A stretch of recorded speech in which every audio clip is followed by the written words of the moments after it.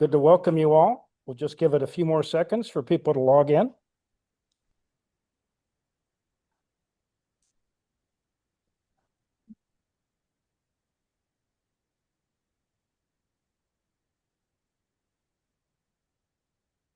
All right, well, welcome everyone. My name is Dave Feldman. It's my privilege to be the Director of Water UCI. I want to welcome you to our last colloquium of this academic year. We'll have a couple of events in the fall and we'll send out an email blast so you'll all know about them. It is my great pleasure and privilege to welcome my colleague, Dr. Nicola Ulibarri, who is an associate professor in urban planning and public policy at UCI and the director of the Masters of Public Policy program.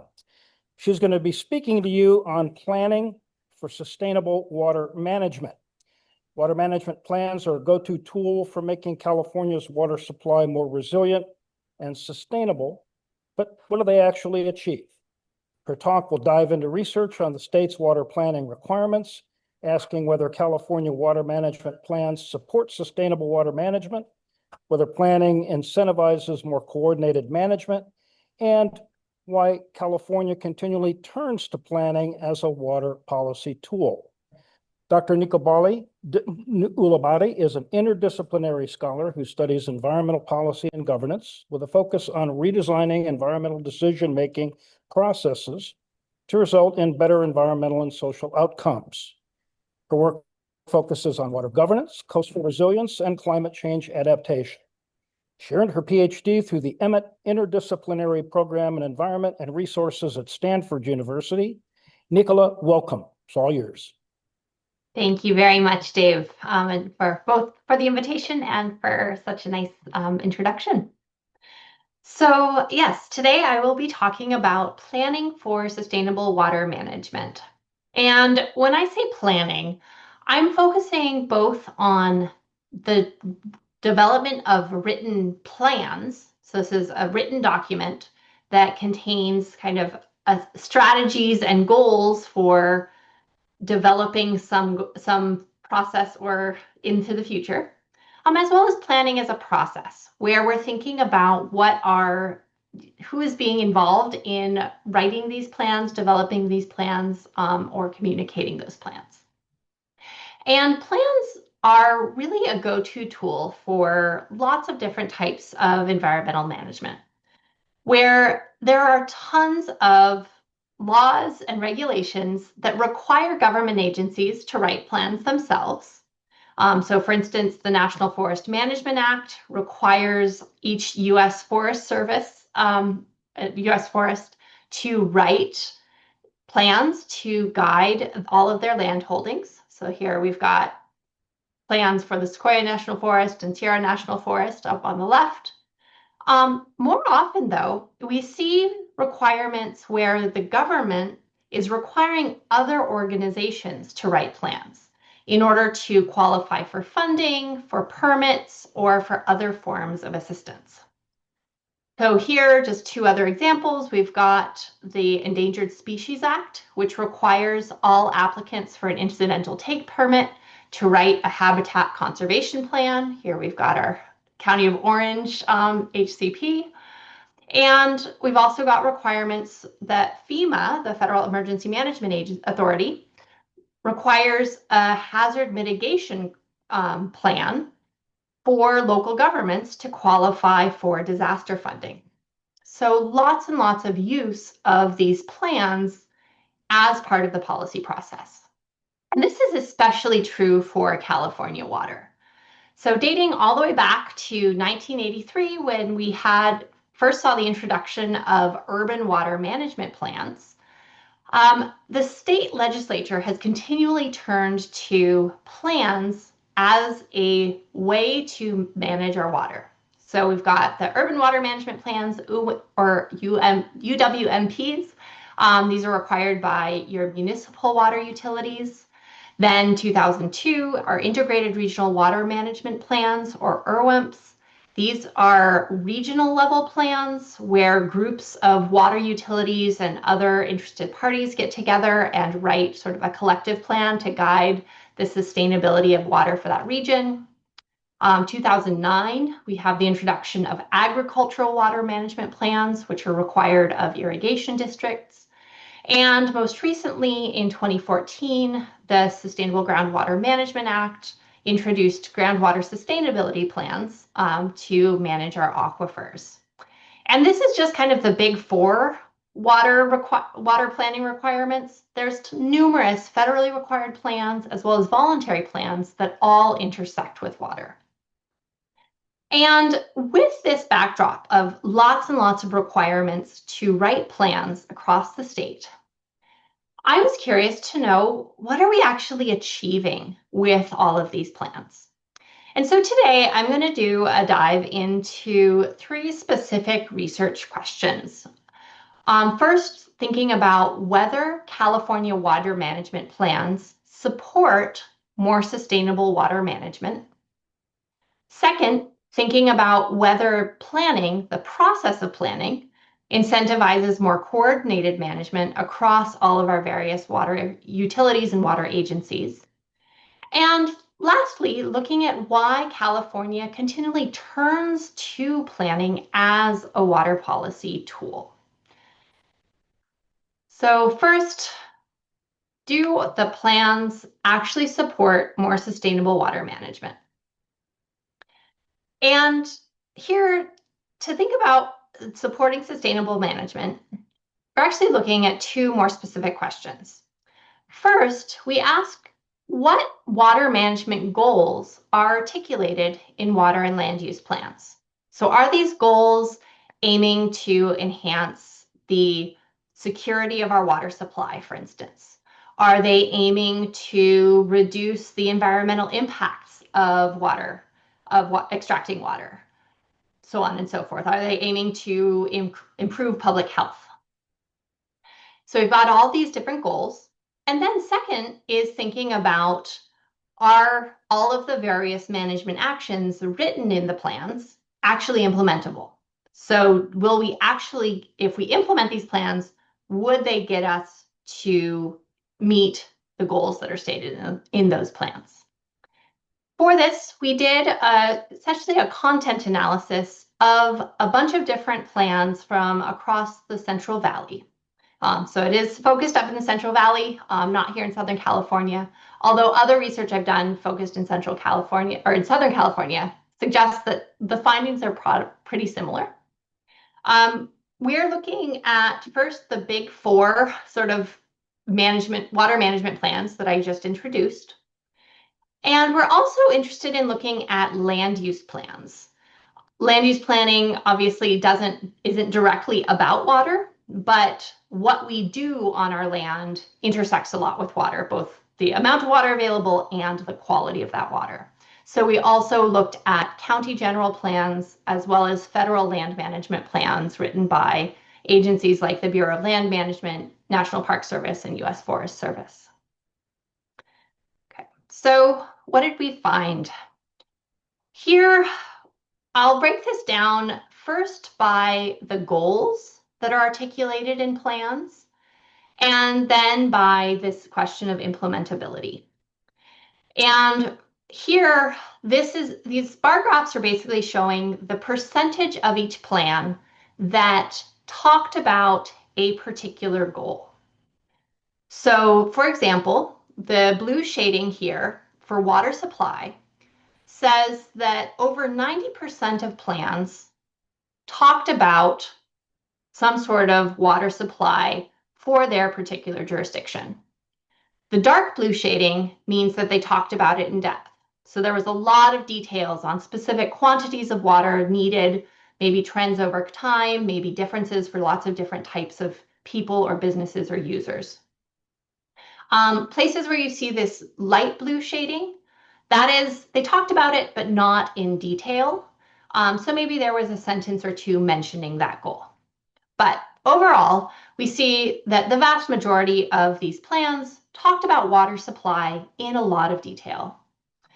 In contrast, looking at water quality, we see again, the majority of plans, more than 80%, talked about water quality, but only half of those did so in a lot of detail.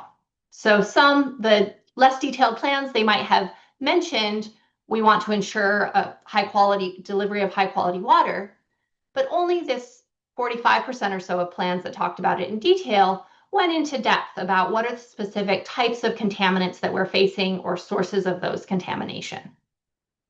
And finally, this analysis of conditions is a discussion of past, current, or anticipated water quantity and water quality conditions. So not just what do they need, which is the water supply, but how are they actually going to meet that need?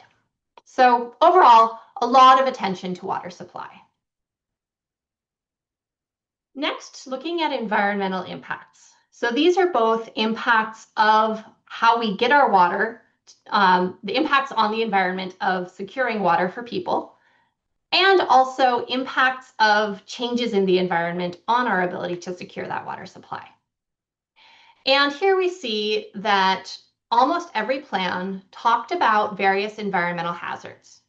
So this is talking about things like wildfire, earthquakes, drought, floods, and the impacts of those types of hazards on our water security.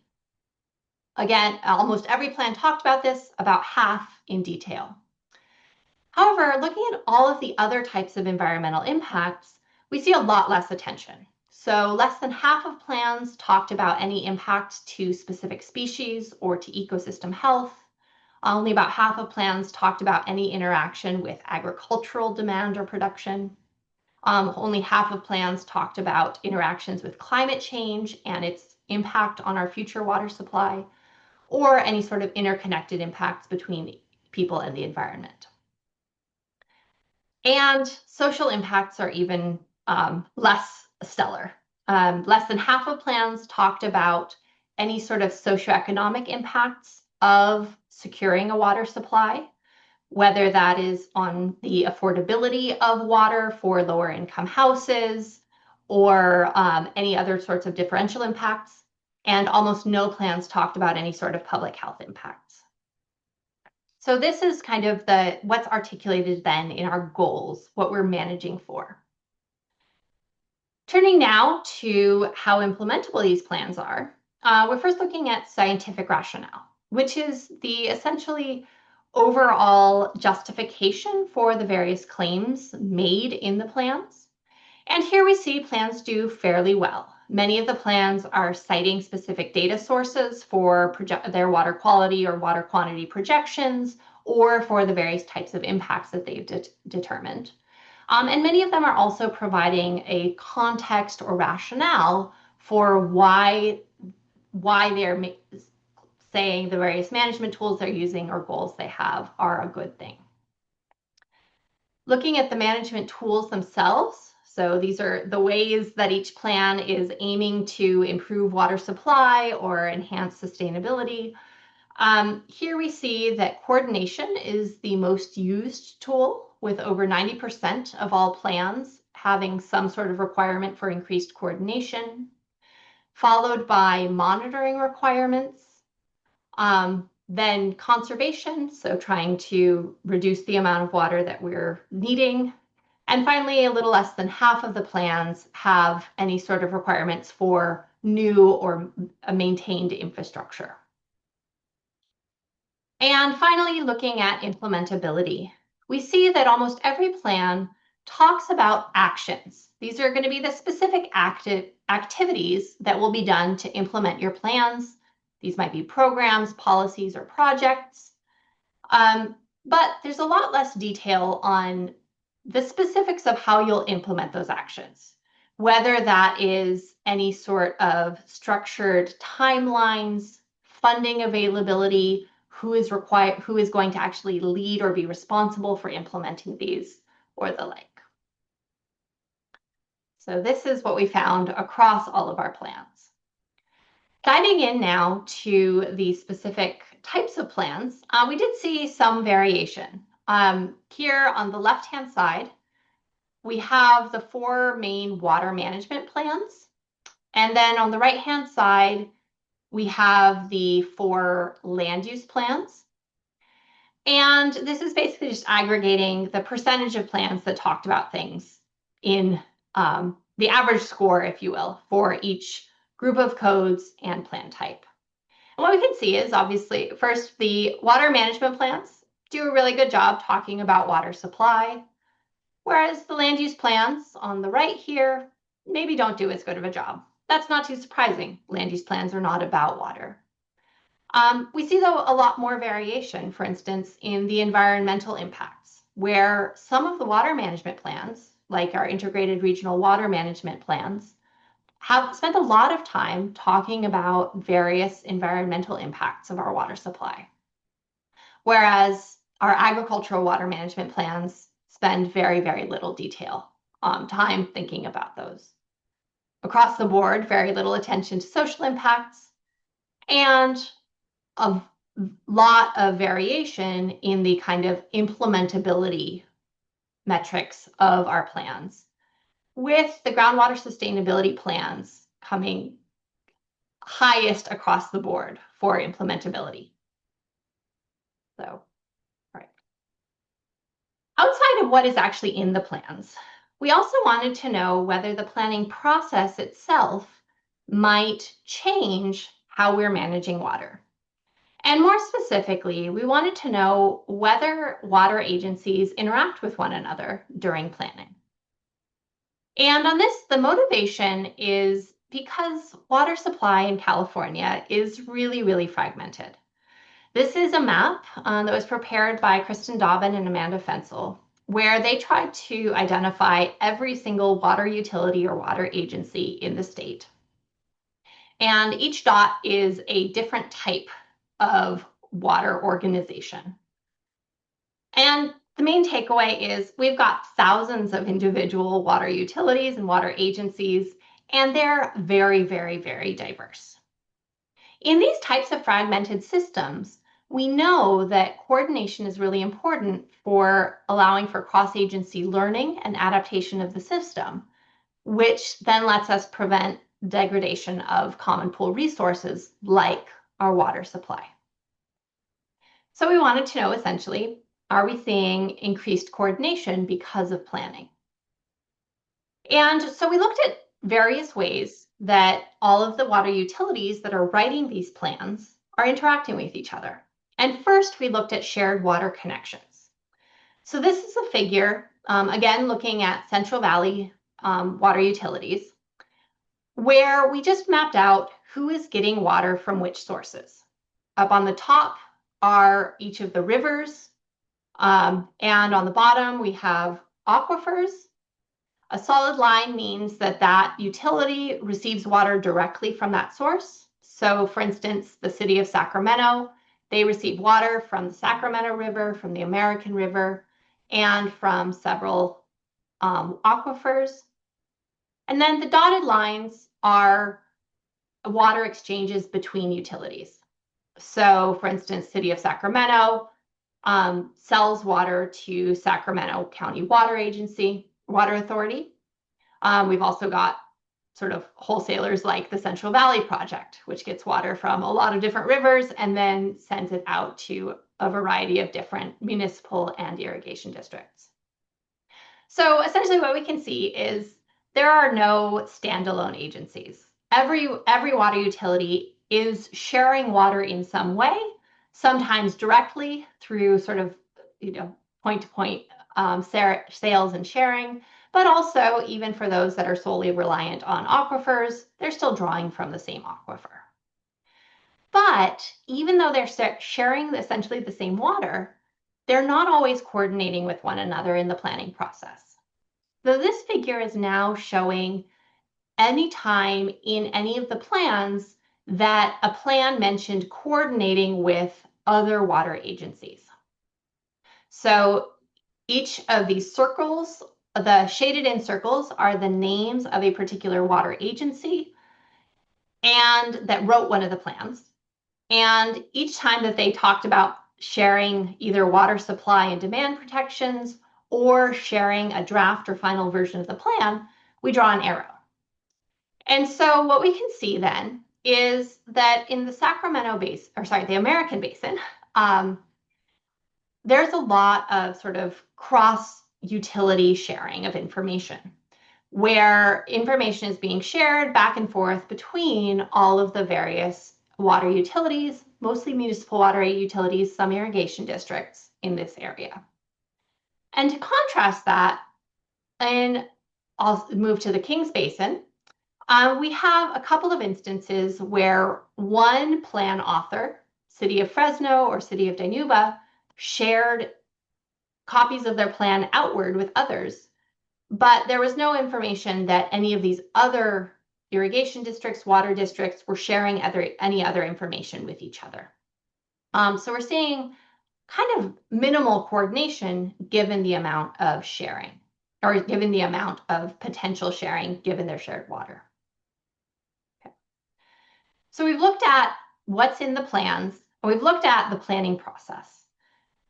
Now, looking at all of this, am somewhat underwhelmed, I guess, by overall the ability of these plans to really sort of solve California's water crisis. And so we wanted to know, why do we continually require plans for water utilities? So essentially, why does the legislature so often use plans as opposed to other policy tools? And for this, we first developed a plan use typology, where this is different ways, sort of different goals or objectives that the plans might be serving. First, we would have what we call instrumental use. And this is essentially when you have a plan that is directly aiming to address a stated policy problem.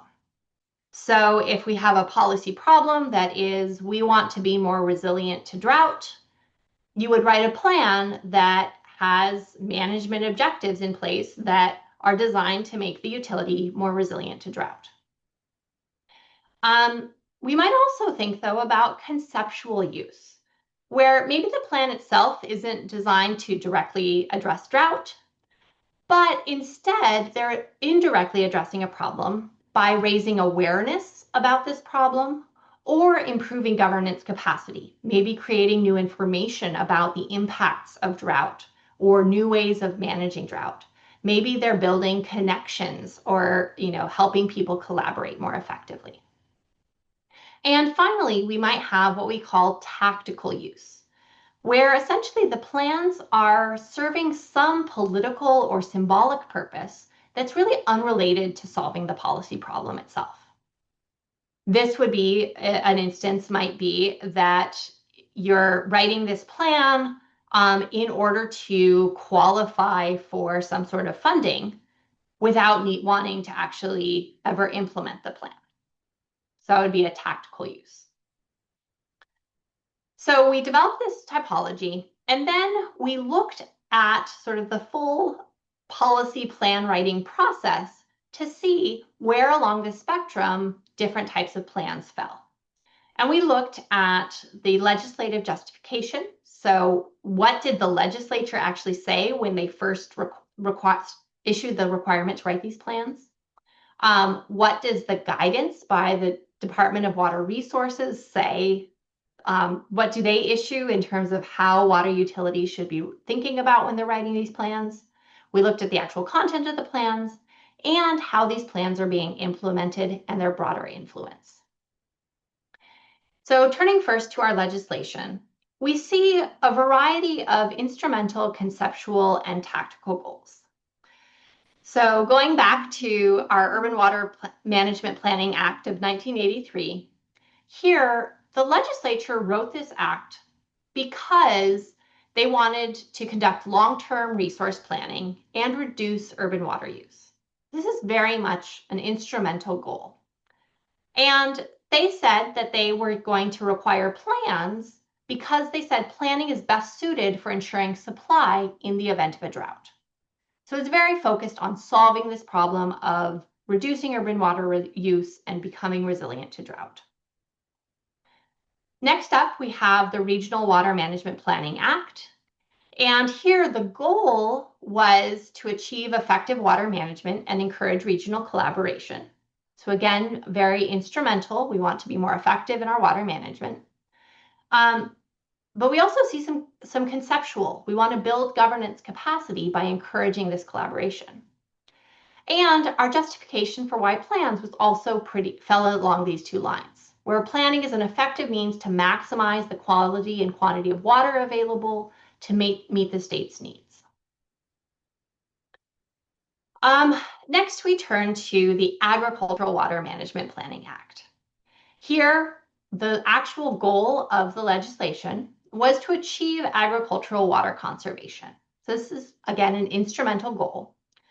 But if we look at why they required plans as sort of the main tool for this act, essentially they said that we think that irrigation districts, agricultural utilities, should be required to write plans because urban utilities already have to.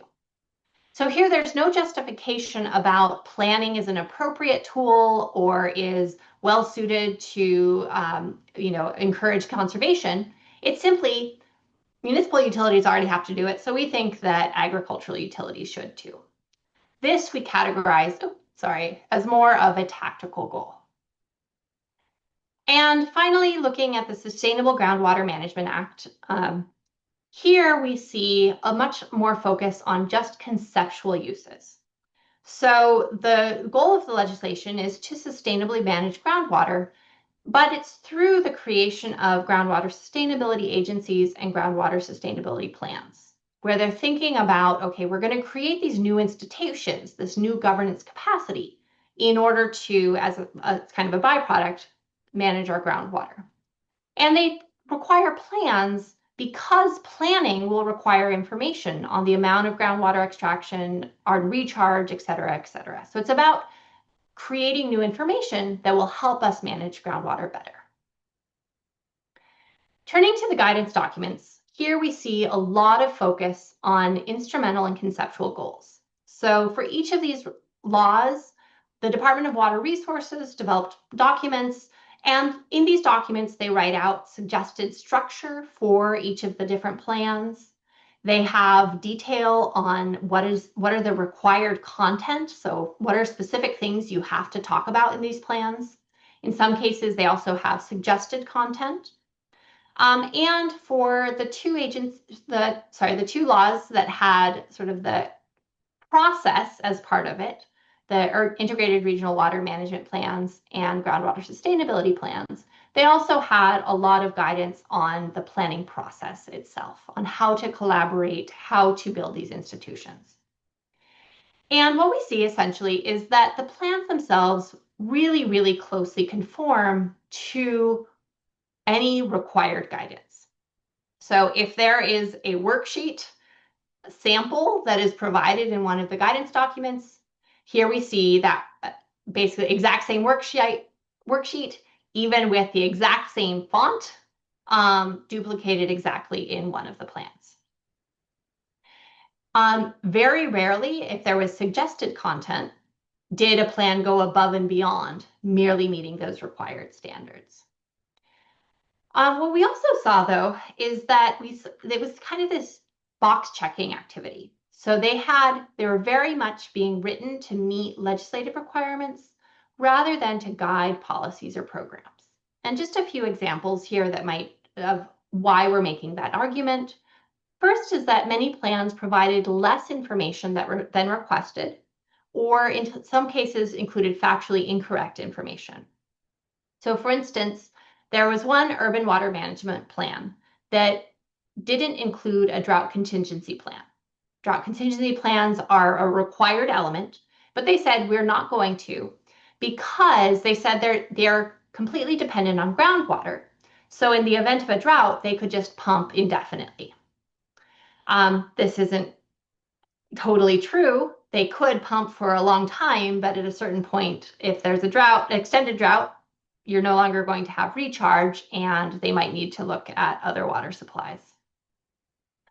There were other instances where a plan would write down potential actions. So it might say you're required to list, 5 ways that you are going to build a more reliable water supply. So they would list those potential actions and then explicitly write in the plan that they didn't actually intend to implement those actions, maybe because of a lack of funding or because they were already doing other things. So this is an interesting, well, we did what you told us to, which was to write these actions down, but we don't actually intend to do anything with them. And finally, it's really unclear if subpar plans are ever rejected. So there is a big exception where with the groundwater sustainability plans, the Department of Water Resources is in fact, or I guess in this case, it's the State Water Resources Control Board is determining that there are subpar plans. They are saying, no, you need to go back to the drawing board and come up with a better plan in some cases. But overall, for most of the other legislation, we didn't see any evidence that a utility that did a very, very minimal plan, that plan wasn't just accepted by the state. And we also did interviews with all of the plan authoring organizations just to get a sense of how and why they write these plans and how they're used. And these interviews suggested that the plans themselves, if they have any use, are useful as water accounting exercises. They help us think through what our future demand is going to be, but not so much for guiding day-to-day management. So lots and lots of quotes of people telling us, we write these because we have to. So for instance, here we use the urban water management plans as a planning tool just to comply with the state law because we have to. When a new development comes in, we're not pulling that out and looking at, okay, did we account for that? Another quote, we do urban water management plans. They're required every 5 years by law, so we have to do those. Another, do we really use this plan in our day-to-day work? No, we don't. Pretty much it stayed on the shelf.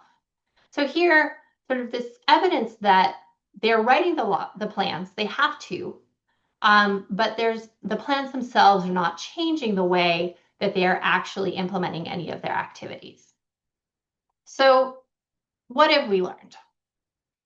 First, looking at the content of the plans, we found that plans overall have a very strong assessment of water supply and a decent focus on hazards, where they are thinking through, how do hazards like wildfire or drought intersect with our water availability. There's pretty limited focus on climate change, though, as a hazard. There's also minimal focus on any of the environmental or societal impacts of our water supply system, which is concerning if we're thinking about really trying to build out a sustainable and resilient water supply long term. And a lot of the plans lacked a lot of the details that we might expect that would aid in implementability, whether this is funding, evaluation of available water for doing new activities or timelines. And we found that coordination during the planning process varied a lot, with some regions of the state doing a lot of coordination across and between utilities, and others doing very little. As for why the state continually uses these plans or requires these plans, we found that the statutes articulate instrumental, conceptual, and tactical goals for water management plans. But the written plans themselves and their lack of implementation suggests that plans serve much more of a tactical role for local and state agencies. So what this says is that the original intent of the plans seems to be to really solve water problems. But in practice, what we're seeing is that they're used really just to meet those requirements to write the plans. They're not actually making us manage water any better. So what can we do differently? One sort of low-hanging fruit would be to enact penalties for subpar plans, where the Department of Water Resources could actually say, no, you irrigation district need to go back to the drawing board and come up with some management activities that you actually intend to implement over the next 5 years. And part of this, though, is not just to punish. It's to help these agencies learn and improve. So providing funding, providing trainings, and ways to help these agencies actually get to the many goals that they've articulated in the plans. More generally, though, I would really encourage the state to reconsider whether all of these requirements to write plans are actually meeting our goals. We had great lofty goals of encouraging a more sustainable, resilient water supply. But what we see in practice is that there are millions of dollars, thousands of hours going into writing these plans and providing updates on them every 5 years. But if they're not actually translating into any changes on the ground, that might not necessarily be the best use of our time. So that might be shifting what we require those plans to do, making them more of an actual living document that might guide actual day-to-day management decisions. Or it might be stepping away from plans and being willing to use other types of tools. These might be new regulations, they might be market-based tools, if we really want sustainable management. I think the legislature has been somewhat reticent to more directly regulate our water supply. And so requiring a plan is a kind of low-hanging fruit where they can say, yes, we're trying to address the drought, we're trying to be more resilient, but they don't really have to force local utilities to change anything. And it might be time to move beyond that. So with that, thank you very much, and very much looking forward to all of your questions. Thank you very much, Nicola. That was excellent. And please take this opportunity, and I'll just send a message out now to everyone to go ahead and put your questions in the Q&A box, and we'll go through them. And with that, I'm going to go ahead myself and begin with a question. Nicola, one of the things that you've highlighted is the fact that the plans may be very much stress sort of ends. This is what we want to achieve. And maybe in reforming planning, more needs to be emphasized on how you do what you're claiming you're going to do. So for example, maybe more emphasis on specific conservation milestones, specific milestones for how much water should be recycled, specific milestones for, as you pointed out, how much collaboration are you doing and co-planning with other agencies. So just speculative, but what do you think? What are some of your observations on that? Yes, I think that would be an excellent sort of first step at doing some reform, where right now we see there's these big lofty goals of we want to conserve water. And in some cases, we see a lot of plans that are putting together they have a kind of high level set of activities that will let them conserve water. Maybe we're going to start monitoring use. Okay. What we don't see is the details about, okay, who are we going to be monitoring? What instruments are we going to actually deploy? Who's going to pay for those instruments? How often are we going to do the monitoring? All of those sort of steps along the way that are going, sorry, my mom is calling. But to all of those steps along the way that would get us toward the longer term lofty goal. So I do think that would be very helpful. Great. Well, thank you very much. We have one comment from an anonymous attendee. The question is, wondering if you thought about if the state should do more with the data, and I'm assuming water data they receive. I think this would be great. So I do, as we mentioned, a lot of the plans do a great job of kind of detailing, here's the amount of water that we are using in our jurisdiction, or here's projection for how we think demand is going to change over the next 5 years. And so I do think that then, if we aggregate that, would create a really good information about where the state is headed. Unfortunately, we actually weren't able to interview anybody at the Department of Water Resources, so we don't know for sure. They very well might be doing some of this. Let's pull all the information out of the plans and build out some tools where we can then track, here's how much water is coming out of this particular, out of this river, or et cetera, et cetera. But I think that there's a lot of opportunity for that if they're not, because having that information is a really critical first step to doing any sort of change. Good information, step one. Yes. Very good. Mhm. Jake Cortez asks, did your content analysis include looking at community benefits? That is, benefits of components of plans for residents. All water agencies and systems are partly created for residents, but residents are often completely missing from plans. Yes, great question. That was part of what we were trying to code for when we were looking at socioeconomic impacts, was thinking about, are these plans considering any specific either benefits or harms to, particular groups of people, whether those are your residents or to, particular demographics perhaps.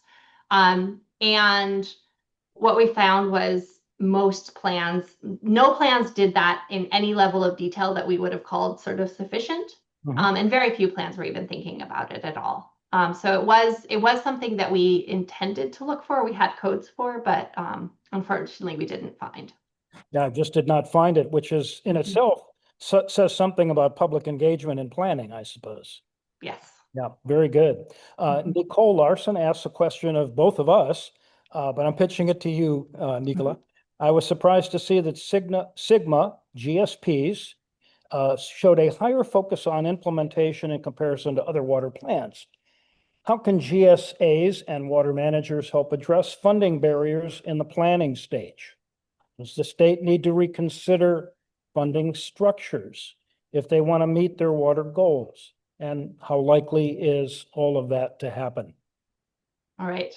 Well, I want to call out, Nicole is actually right now working on subsequent analysis on specifically looking at the groundwater sustainability plans here in Southern California, where a lot of what we're finding is pretty similar, I think, to what I reported. But I guess so. Hi, Nicole.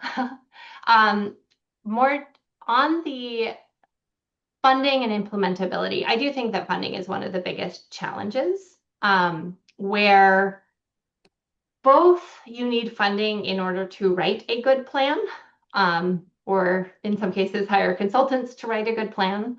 But also, one of the biggest barriers to implementation is going to be funding. And so a lot of the instances where we saw the plan sort of writing out, here are different management approaches we might implement, but we don't plan on doing any of those. One of the most common justifications we saw was because there's no money available. After that, there was also basically capacity concerns was another justification given. Which if you have capacity concerns, if you have more money, you could hire more people, I suppose. So funding is definitely a very big factor.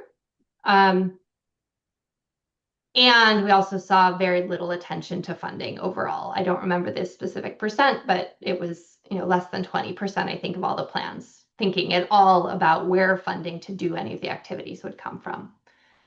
So we do, I think, certainly you could have pockets of money that are tied to having a plan in place. We see some of that with Sigma. We see some of that with the integrated regional water management plans, where you need this plan, and then you can apply for specific grants from the Department of Water Resources in order to implement those activities.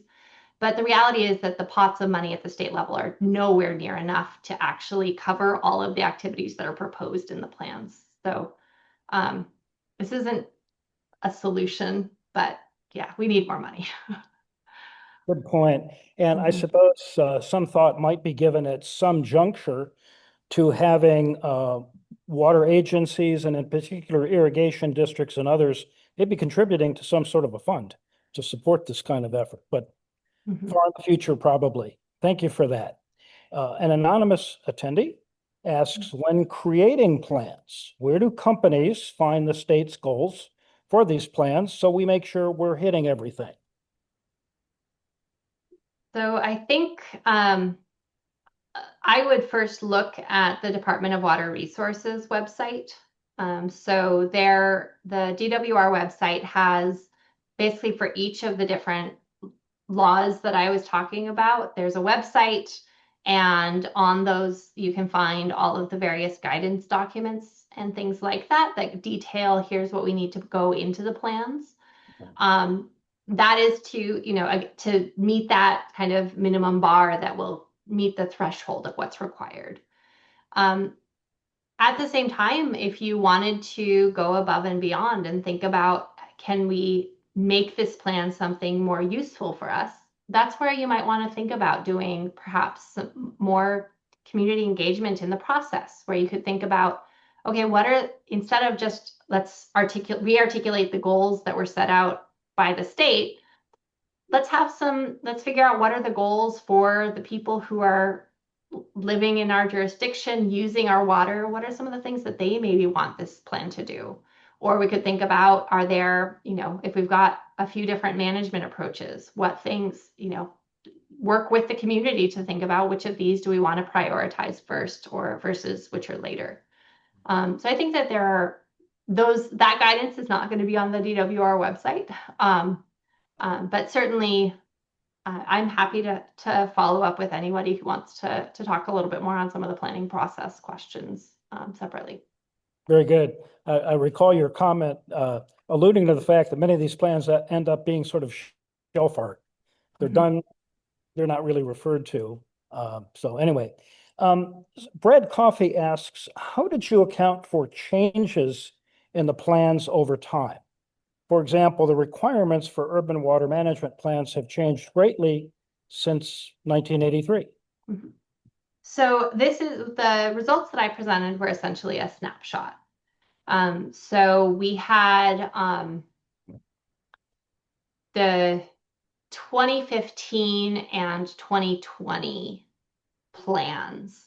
For exact dates to vary a little bit depending on which of the types of plans. But we basically wanted to find just the most recent version of each plan. And part of this is because that was what was easily available online, whereas finding older versions of plans and tracing how they change over time that would have taken a lot more tracking down from each of the individual water utilities. But absolutely, yes, these are very much living requirements. So for instance, with the urban water management plans, they somewhat recently, I don't remember exactly what year, introduced the requirement of a drought contingency plan. That was not required originally, but has been added in more recently. And so we do see the plans shifting and changing somewhat over time in response to those changes in requirements. Very good. Jay Cortez had a similar question, but I'm going to read it because there are some wrinkles in there that you may want to amplify. He was wondering if you looked at the evolution of plans from 20 years ago compared to plans today, wondering if there are any interesting differences and how has our conception of plans changed over time. So again, we didn't look at sort of the evolution. So we don't have we can't compare what did urban water management plans look like in 2000 versus the ones that were written in 2020.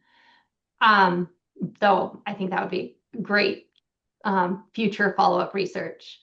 I think more generally in the planning field, I would say there have been rethinking what is the role of plans, where originally we had plans as this kind of very technocratic document that was, okay, this is the plan. We are going to set out, here's the set of objectives, here's the set of management activities. It's going to be a very, very linear sort of implementation process. And I think what we're seeing more and more is this idea of plans needing to be perhaps their guideposts, their living documents. We want them to be adaptive because we recognize that the people who are affected by these plans are changing all the time and the values that we have are changing. And so I do think that the fact that California requires every 5 years updates is great because it does mean that you can see this evolution, and if there are new priorities that have come into place, you can add those priorities. In reality, and this is speaking from other research outside the water space, but also looking at plans, I think that updates are pretty minimal from cycle to cycle.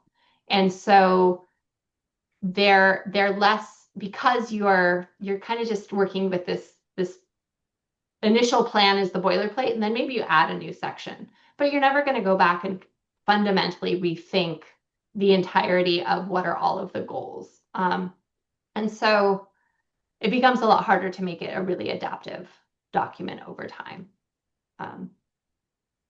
Very good point. Mhm. Saleh Aldalajan, apologize if I mispronounced, asks a very good question. Is there any indication for scheduled periodical review or adjustments in the plans based on the pace of progress in achieving the actions specified at their beginning when they're issued? So this, we're right now have some ongoing work with Nicole, who asked a question not too long ago, but looking at implementation of the groundwater sustainability plans. And there we're really trying to get a handle on what was proposed in the original plan. And then they provide annual updates. And so are there new activities being proposed? Are there activities that were proposed in the original plan that are being removed? And what is the pace of implementation? It looks like everything is overall, a lot of the activities that were proposed in the original plans, that kind of ends up being what sticks over time. This is obviously, we only have 5 years of data so far from the original GSPs. But there is a little bit of variation where there are some new activities being proposed in the annual updates. Really where we see changes is in the timelines, where a lot of things might have had more ambitious timelines to start, and then, oh, actually, it's much harder to get funding, or it's much harder to get permits, or whatever it was than we anticipated, and so those timelines are being pushed out. Looking at the other plans, there's a lot of instances where a plan will refer to a previous year's version that says, in the last version, we said we were going to do X, we didn't do X, and here's why. And then they propose some new thing going forward.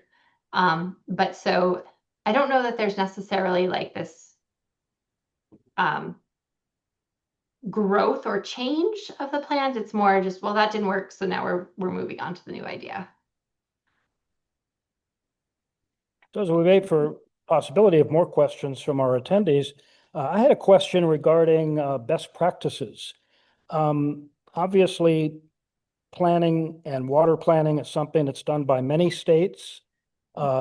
Just thinking, for example, of some of our neighbors, Arizona has a long-standing system of mandated groundwater management plans that, once they're completed, are actually sort of a social contract. That is to say, all the users in that basin have to agree to follow that specific plan.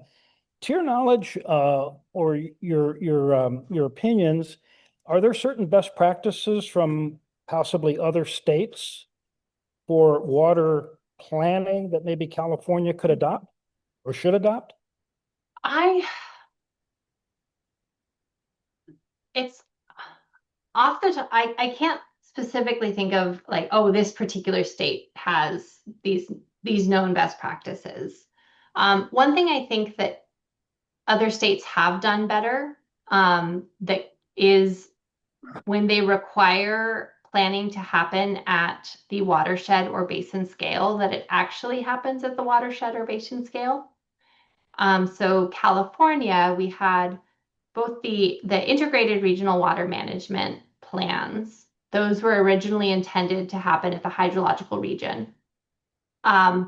And then the groundwater sustainability plans, they were intending that it would be at at the scale of each aquifer. And in both cases, we saw fragmentation, where instead of planning at the bigger region, all of these individual utilities kind of elbowed everyone out and said, no, we're just going to plan for our little district here. And so now we end up with Sigma, there are places where a single subaquifer will have 7 or 8 individual groundwater sustainability agencies. And in theory, they are supposed to coordinate with one another, but you didn't get the kind of basin scale benefits of that basin scale planning and goal setting that you would have otherwise. And so I think other states have been better at when requiring, if we say this is the scale, we're forcing that. Whereas California has suggested things and then doesn't enforce them at the local level. Mhm. So some sort of mechanisms for more accountability. Yes, Very good. absolutely. Well, thank you. Thank you very much, Nicola. That was a really illuminating presentation. Great job. Fascinating methodology, this content analysis, taking a deep dive into these plans and really figuring out what they're doing and what they're not doing and how well they're doing it. Great job. Wonderful presentation. I want to mention to everyone in attendance, and please mention to all of your colleagues and friends, this is being recorded. It will soon be on our website. I want to ask all of you to please give it up for Dr. Ulibarri on a great presentation, and thank you very much. Thank you very much for the invitation. Happy if anybody would like to follow up, you can find my email online. So Great. thank you. Thanks.